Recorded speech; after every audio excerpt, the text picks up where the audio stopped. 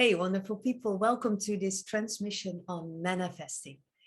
My name is Rosalie and I am a leadership coach, a theta healer, a human design reader. And I work a lot around the concept of sovereignty. And sovereignty means for me to take full ownership of your life. And one of the most powerful ways to do that truly is through manifesting. So I know there's a lot that can be said about manifesting, and I know there is a lot out there that is being said about manifesting, but I wanted to share with you the perspective that I have gained over the years that comes through my guides and teachers. And I think it can help anyone basically to make manifesting both concrete, but also super effective. So I've prepared a little bit of a presentation to make sure that I share all the information that I want to share with you. So let's dive into that as we speak. Let me see, to present this for you, how to manifest like a master.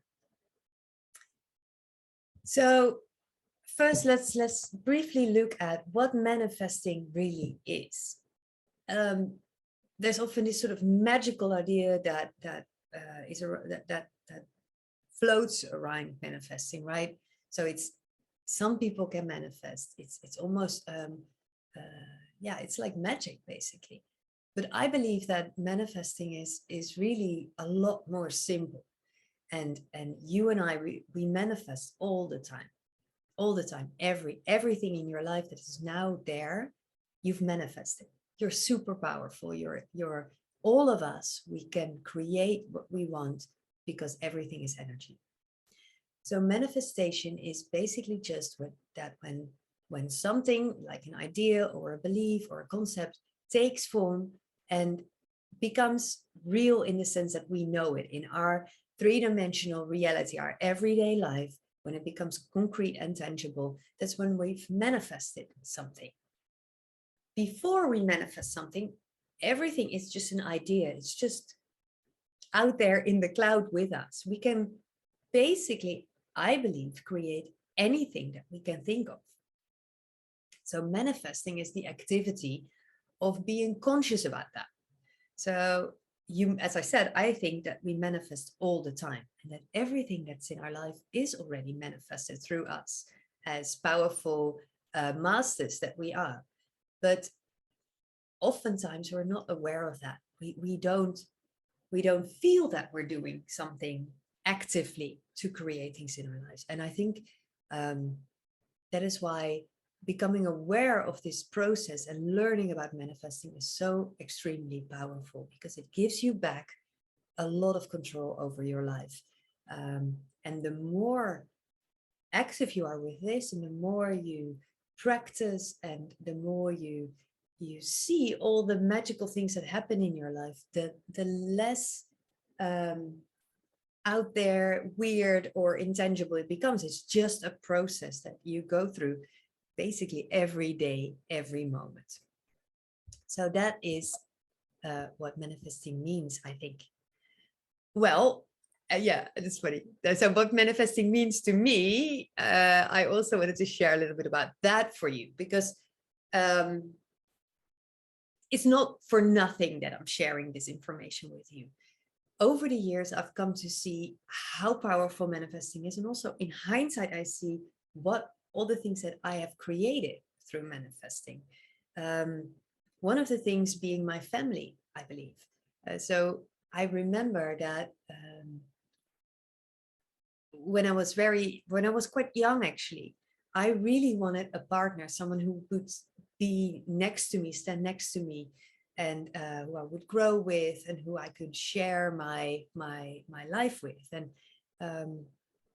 my husband, and later on our children, I believe they're a result of consciously wanting things, consciously envisioning things. This was way before I learned about manifesting, by the way. So this is just an example of what I think that what we create in our lives through our dreams, and through our visualizations maybe, or through our or through yeah, or through our tangible steps, without necessarily wanting to sit in a meditation or making a vision board or whatever. This is just an example for me of what we create without being consciously aware of it.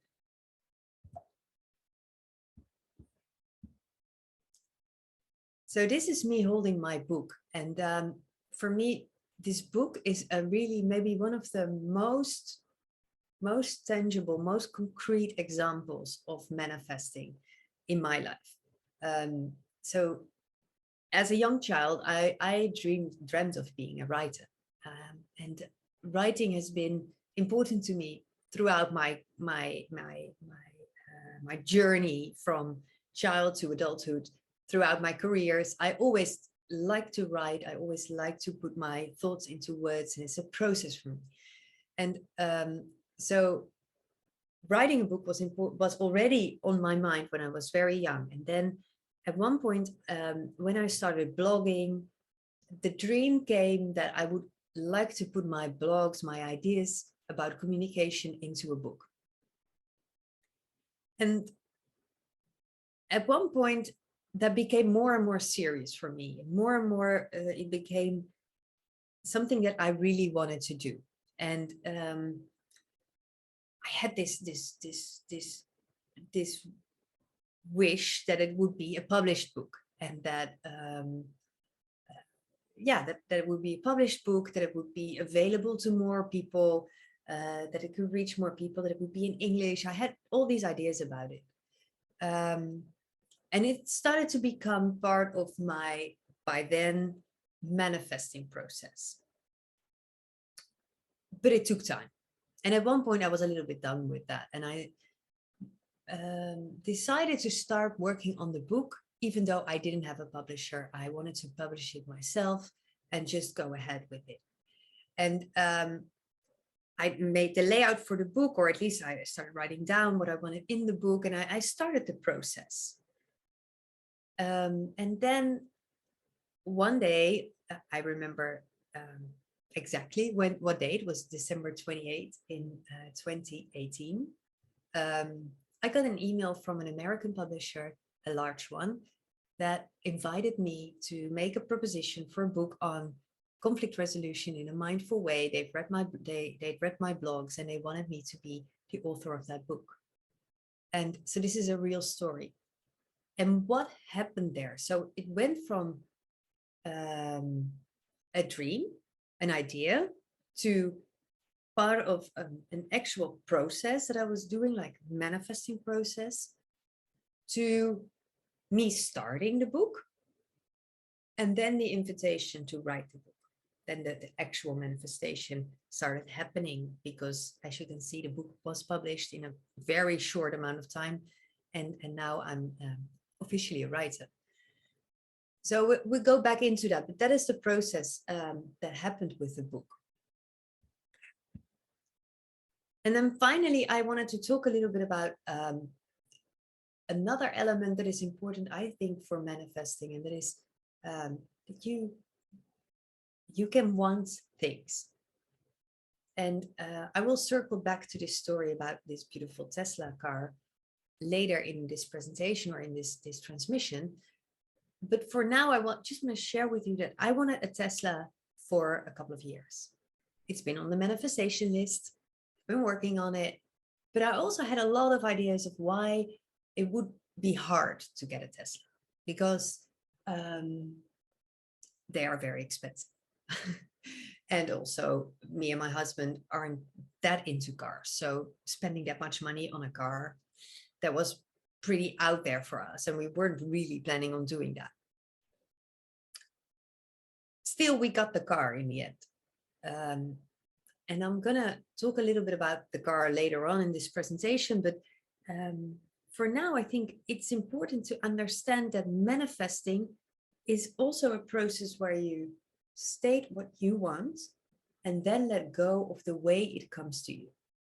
And I think this car is a wonderful example, for me at least, of something that I wanted. I had no idea how it would come to me, but I put it out there and I trusted it, and it came to me in a very surprising, weird, unexpected way. So manifesting for me has many elements, and I'm going to try to share with you these elements in today's transmission, so that you can start to better understand what it is that manifesting really means. So manifesting is sort of summarizing. Manifesting is a powerful way to take control of your life. And on the other hand, it's also when you take control of your life, that's when you learn to easily manifest. So when you, what I mean by that is, when you embrace the power that you have and you start seeing all the things that you can create, when you stop pointing fingers or putting your power into the hands of other people or into the hands of a higher power, maybe even, or official government organizations and stuff.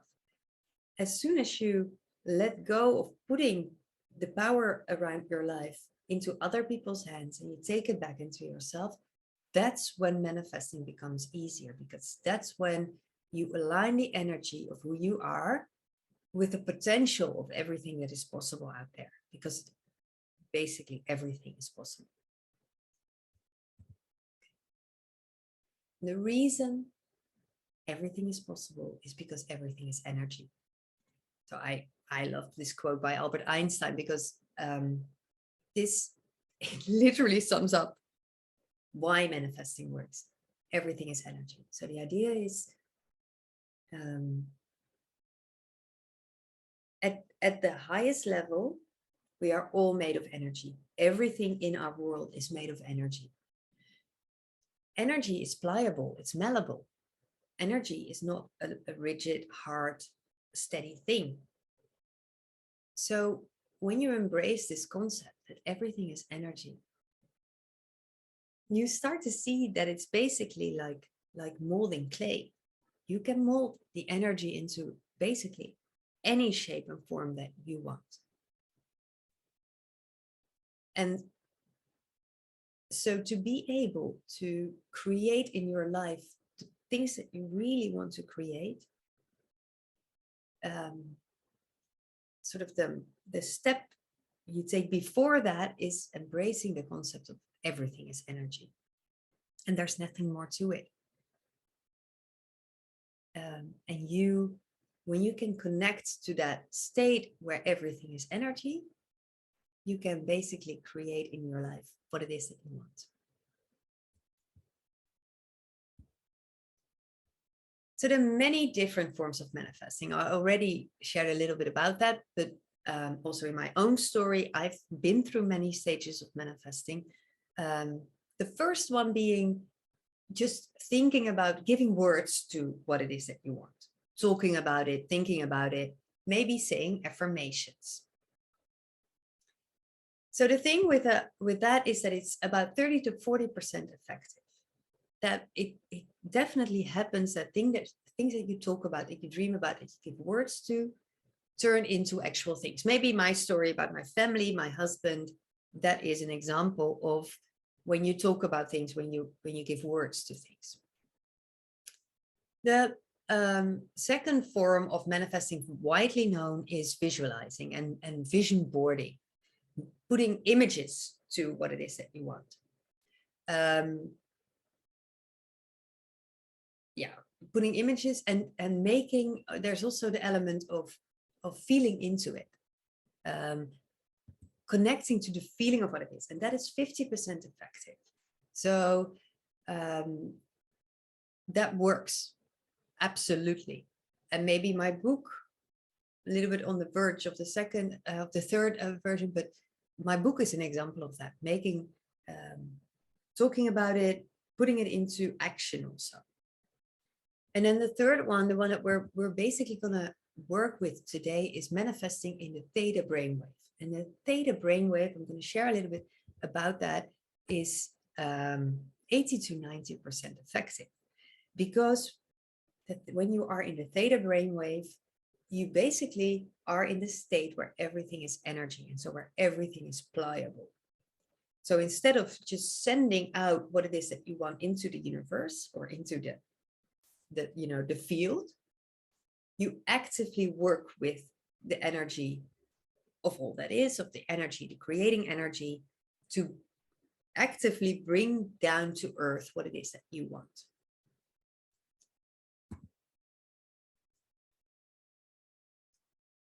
A super important element to manifesting is that it's all about alignment. This is the law of like attracts like. If you are completely aligned and your energy is completely aligned with what it is that you're dreaming about, it's easy to draw it in, because like attracts like. That's a law in the universe. Energy in a certain way will bring in more energy in a certain way. Maybe giving a little bit of an example of how I experience this is that on days where I'm happy and vibrant and energetic and it's easy for me to connect to other people, to reach out to other people. I get all sorts of wonderful things in return. I have great connections with people. Maybe I get a new client, or there's positive things happening all around me, right? I come across something that I've been looking for a long time. It all, the universe provides for me in that way. But when I have a bad day, a day where I'm low on energy, where I'm a little cranky, I didn't meditate, and all the things go wrong, so to say, everything goes wrong. So I always notice that in how the people in stores respond to me. So is there a nice connection? Yeah, that's a confirm. I see that when I feel good. Not a nice connection is on days where I'm cranky and I'm vibrating out sort of a negative pushback energy. And that's what I get back.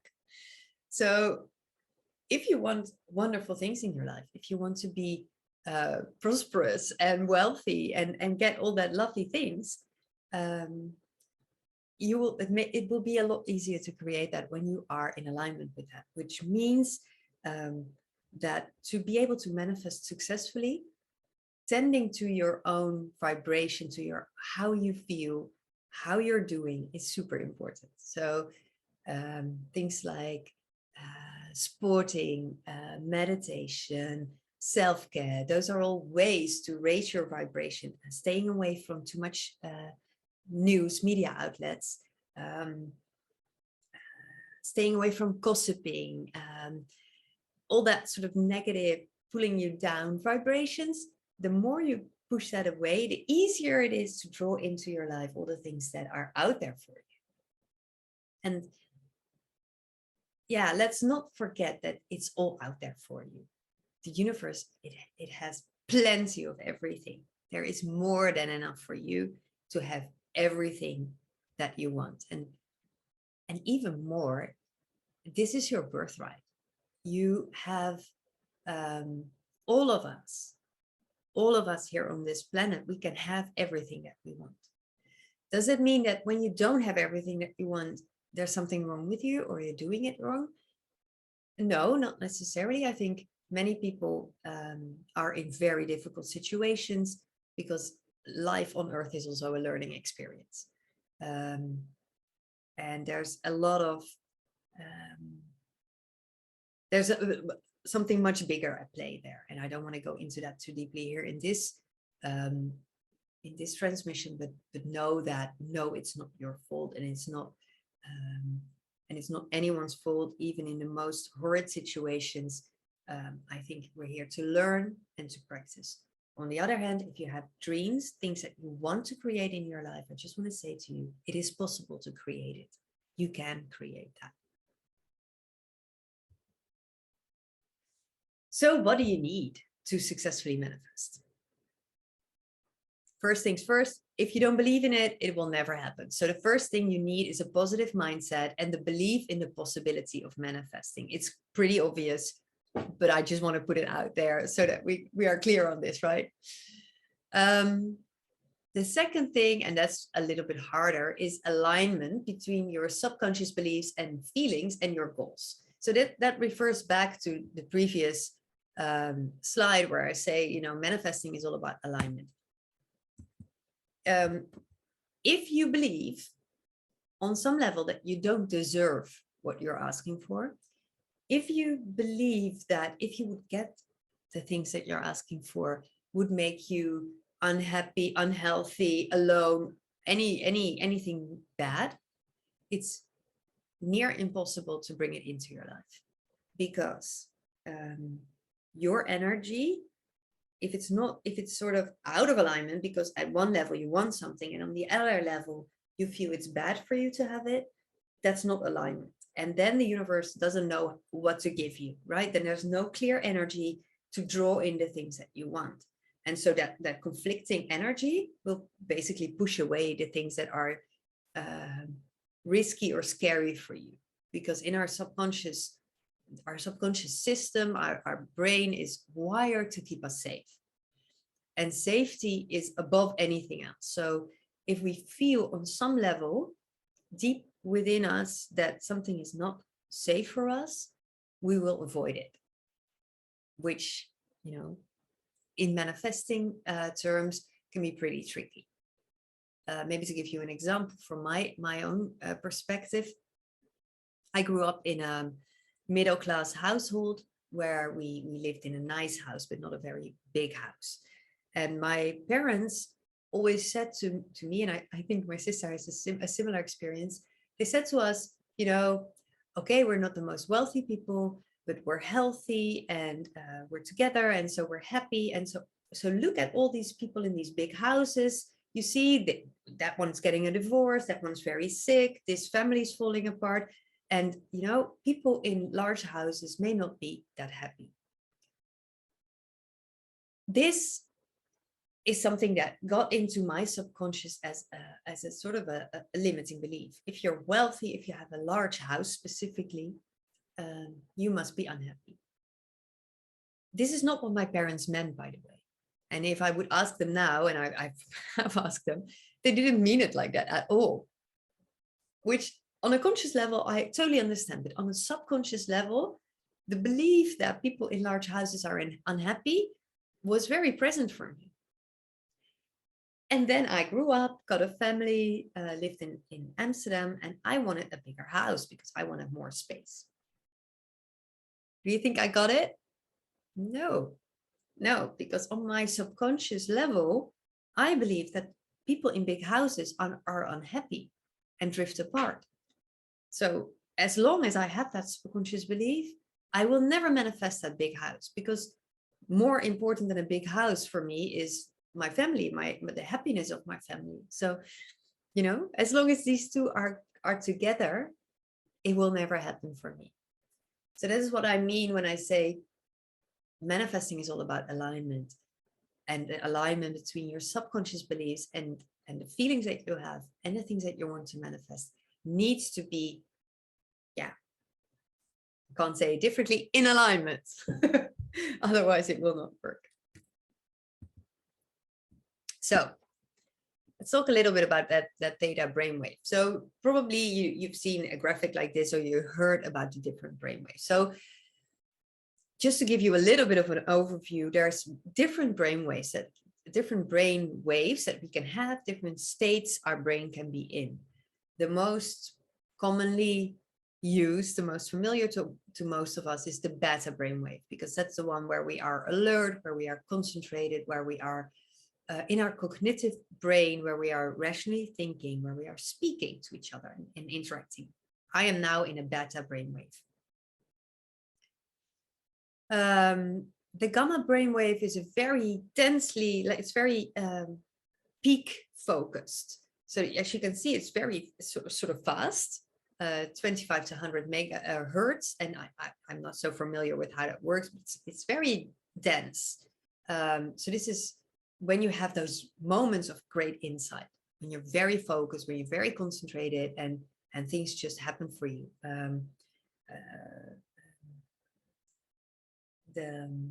No, I can't find the right word. Anyway, so this is about hyper focus.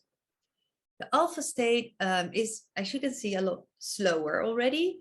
This is a relaxed state. This is where you are when you're painting, when you're doing something creative, when you are visualizing. This is when you're in the alpha brainwave. The theta brainwave is the one that we're working with. It's the one of deep meditation, intuition, memory. And then the delta brainwave is when you are in deep sleep. People in a coma get into this state. So it's much, much slower. It's a great place for working through things, right? So that's what happens, of course, in our sleep. And that, yeah, so that's the delta brainwave. It's something that we cannot necessarily, most people cannot connect to in a conscious state. And it's not necessarily necessary either. But the theta brainwave you can connect to consciously through basically meditation.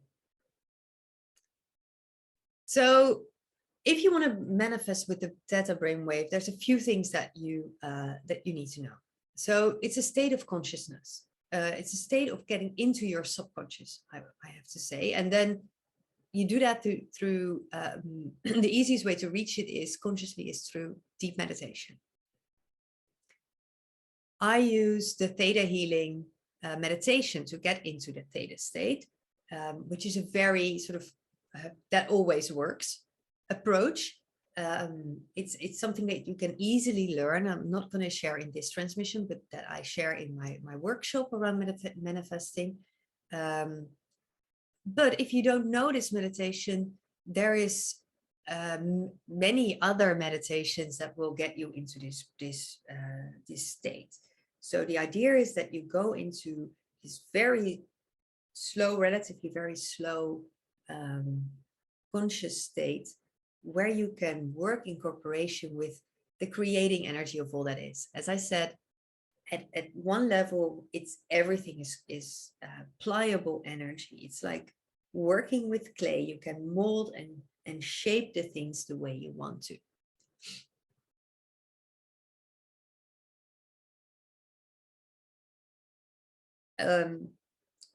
I've shared a few things about what you need to manifest. And this is probably a very obvious one. Of course, Rosalie, you need to know what it is that you want to manifest. But the truth is, many people do not know what they want to manifest. I know from my own experience that it's quite hard to be completely clear about what it is that you want. Again, this falls back a little bit on that alignment piece. If you say you want, let's say, $1 million or a million euros, if you're here in Europe with me, that's nice. But if on a subconscious level, you believe that it's not okay for you to have the $1 million, or that it's risky or unsafe for you to have the $1 million, it's not going to work. And it's not going to work if you don't know why you want the $1 million, because money is just a means to an end. Why do you want $1 million? What is it that's going to happen for you when you have that $1 million? Are you going to buy something specific? Will it make you be able to quit your job? Will it give you freedom to invest in others? So what's going to happen with that $1 million? Why do you want it? And as long as you just say, I want $1 million, you basically give the universe a little bit too little to work with. Because then the only way is, it makes it sort of limited on how to get to your goal. So if you know that you want $1 million because you want to quit your job, focus on quitting the job or being able to quit the job while still being safe and taken care of. And because that is what you really want, your energy will be much more aligned with that. And so who knows how that gift will come to you? But it will come to you um, because the energy is really aligned with that, and because you really understand what it is that you want, instead of just saying something sort of obvious like I want a lot of money. Yeah, there's less energetic alignment with that because it is not the ultimate goal. Also, this is important because knowing what you really want is important, because you basically get what you ask for, but it can come in many different ways. So my teacher, Rihanna Steibel, who teaches the Theta Healing Technique, always says, if you ask for money, be careful to always combine that with saying for the highest and best good. So for the highest and best good, because money can come to you in very nasty ways. Through, for example, in the US, especially if you have an accident and you're very severely hurt, but you get a payout of that $1 million, right? And you don't want it that way. So if you ask for money, and it can't hurt to do it in anything that you ask for, always combine it with, I want this in the highest and best way, for my highest and best good. Maybe just another example of that, you get what you ask for thing. So I shared with you the story about my trouble manifesting a big house, and that subconscious beliefs that are in the way for that. So at one point I learned a little bit more about manifesting. I started stating what I really wanted. I wanted more space for my family. I wanted for all of us to be able to expand. So I stopped phrasing it like I want a big house, but I started phrasing I want more space to expand. And then what happened is that through a series of coincidences and unexpected events, I won the opportunity to rent a place on a really lovely campsite in a little bit, like a half an hour away from Amsterdam, a place that I didn't know before, but that turned out to be a wonderful place for children to go to. We won a spot there. We purchased a nice caravan, and we made a little weekend home there for ourselves. And there was a lot of space there. We had our own little place. There was a beautiful playground right in front of us. It was right in the dunes in the most beautiful part of North Holland. The ocean was there, which I really love. So there was lots of space for us to expand. So yeah, when that sank into me, I got a lot of space. The universe gave me a lot of space. I realized that I got exactly what I asked for. I expected it to be a larger house, but the universe, probably having trouble with my sort of misalignment, because I still had that subconscious belief that a big house was dangerous, gave me a caravan on a campground. And we had a wonderful time there. So it was a beautiful manifestation, but it's just to explain to you a little bit of how I see the universe working in this manifesting element. You need to know what you truly want.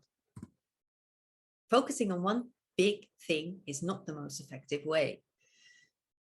So what I see, and I've done myself, so what I see many people do is we work with one big thing that we want to manifest. That house, that $1 million, the car, the new job, the new relationship, the kids, the blah, blah, blah, whatever, big.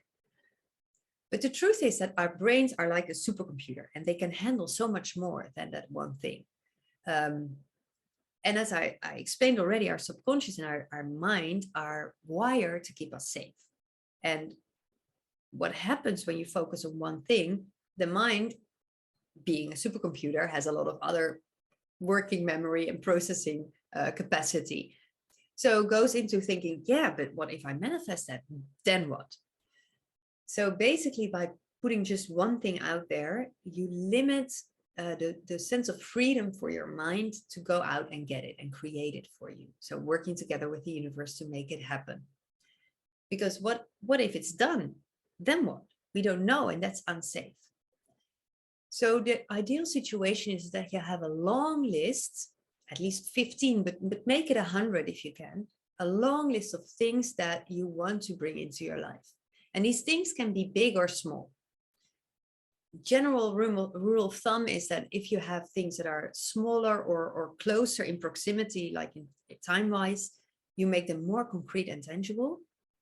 You write out a little bit clearer what it is that you exactly want, and the more sort of zoomed out the things are, the more sort of bigger dreams or things that are more that you want to happen in the future, you make it a little bit more vague, right? Or you don't have to be that concrete and be it can be a bit more of a feeling sense of what it is that you want.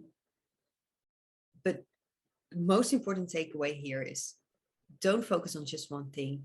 Make it a long list, because that way your brain can just work with the universe and tick things down. Whatever is ready, it will be ticked down and it moves on to the next one automatically.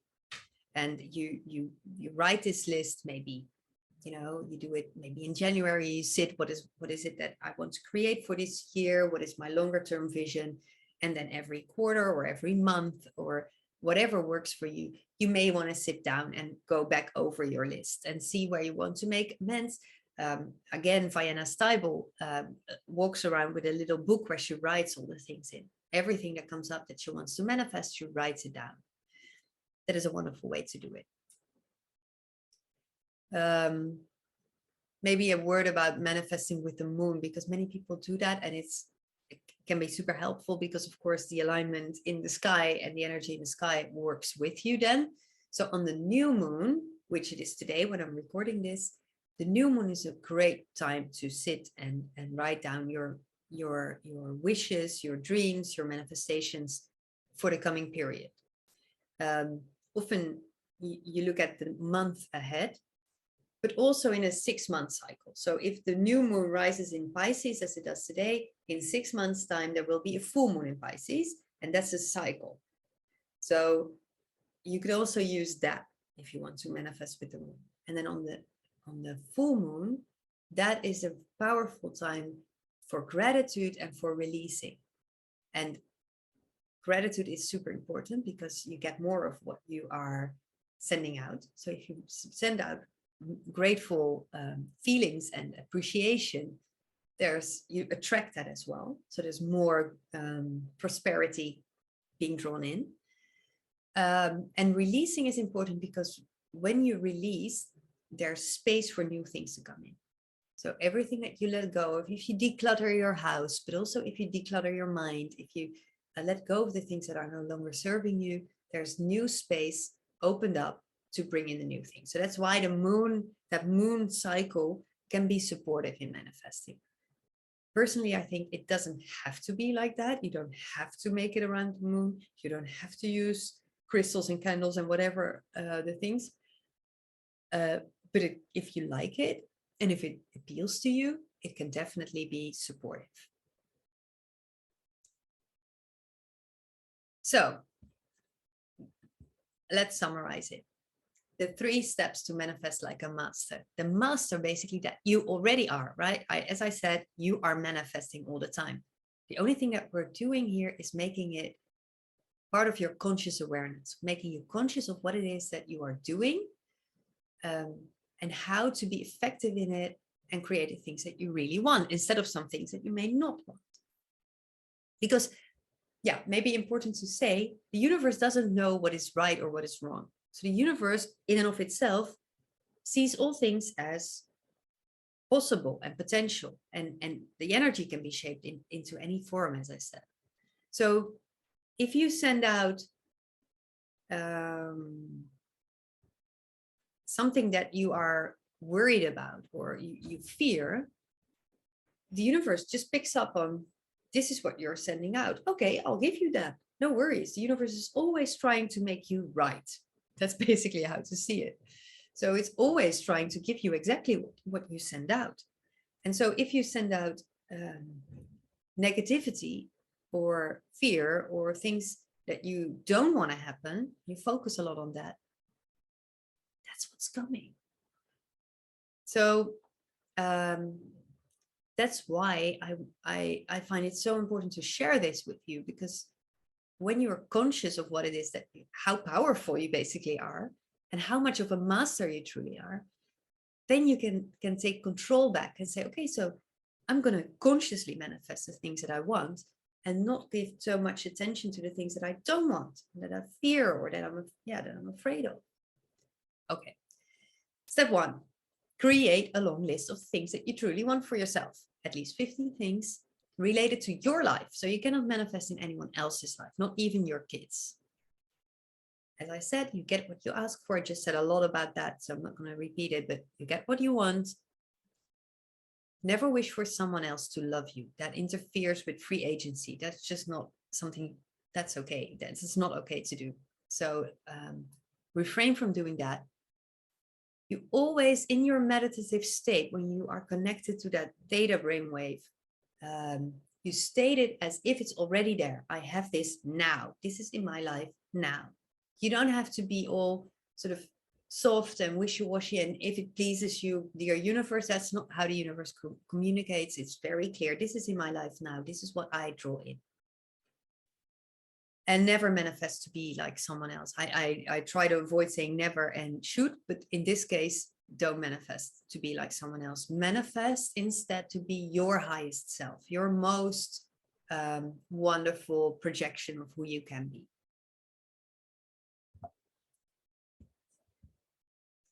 The second step is to work through the limiting beliefs and the negative feelings that you may have, right? Remember my house story. So you can do that by, if you have that list of the things that you think you want, go into them one by one and check for yourself. So how would it feel to actually have this?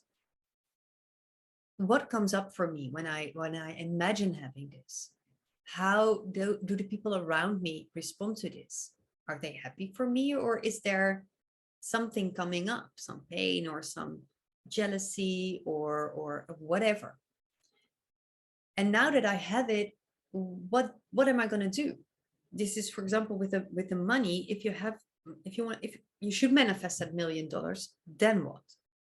Because sometimes when you imagine having that $1 million and you don't know what to do with that, and you go into a train of, oh, I'm not going to do anything there, and then I might sit behind the window all day. Oh, and then I might feel unhappy. Oh, okay. And that's also, you then notice the subconscious beliefs that are underneath there. So why this process works is that you start tuning into, or you sort of uncover what is unconsciously related to the things that you want to manifest. The fears, the responses from the people around you, and then you need to work on them one by one. So it helps to write them down. It helps to be more conscious of them. Through theta healing, we can actually work on limiting beliefs by pulling them and replacing them by supporting one. So there are ways to work with limiting beliefs. The internet, you can Google and find all sorts of tips on that. It's not the easiest process. It's an important process. And it doesn't necessarily mean that you will not be manifesting anything positive for yourself. It's just, well, as my caravan example states, it might mean that the big house is a little bit further in the future, or the $1 million might be a little bit further in the future. And in the meantime, you can create things that you are ready for. So for me, I wasn't ready for the big house, but I was ready for more space. And I did allow myself to have more space. And everyone around me was happy for me to have more space. And, so there were no limiting beliefs around that element. There were, and honestly still are, some things about the big house. This is maybe the most difficult step in the manifesting process, right? This is where we need to do a lot of work. And this is not, so this is the hardest part.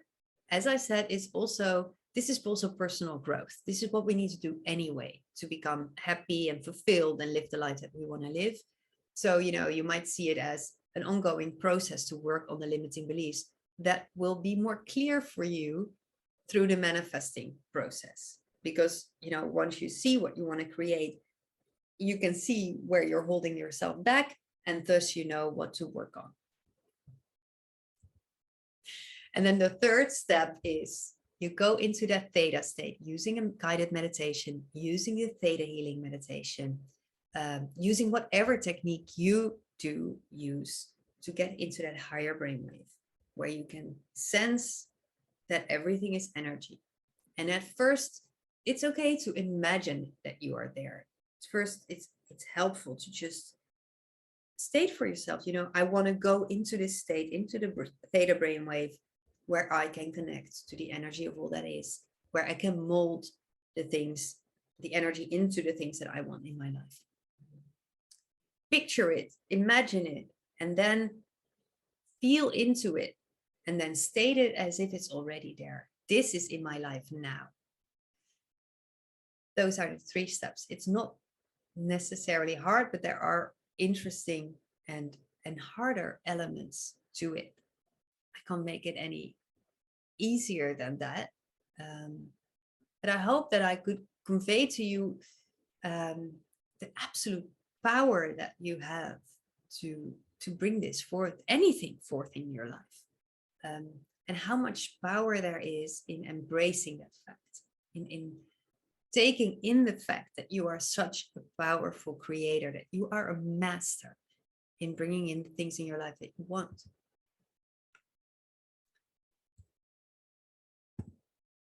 If you want to learn more about manifesting, go to thesovereignself.org/manifesting course. I offer regularly, I offer a short sort of 1-day workshop that I split into 2 halves. So it's like 3 to 4 hours. And what happens in Manifest with the Creator is that I teach you that theta healing manifestation website. We work on your list of things that you want to create. And I support you in, I give you a lot, between 500 and 1,000 downloads on manifesting in abundance. And there's those theta healing downloads, you must imagine, are basically packages of information downloaded directly into your system, downloaded into your master cell, which spreads it throughout your entire being, that are filled with feelings and beliefs on a deeply subconscious level around you and your deservance of manifesting capabilities and full and utter abundance. So this clears a lot of the limiting beliefs that you have and supports you in opening up to everything that it is that you can dream about, that you want to create. So if you want to have that guidance from me in creating your list, learning the theta healing meditation to go easily into that state of unlimited possibility, and then receive all those downloads, go to this website. And yeah, I hope you will join me there, because it is an added opportunity to take ownership of your life and truly become that sovereign being that you are and that you are meant to be. So thank you so much for being here with me, for listening, for tuning in, and for allowing on a deep level yourself to receive all this information and to activate maybe a few of those slumbering parts of you that know already how to manifest. See you next time. Ciao.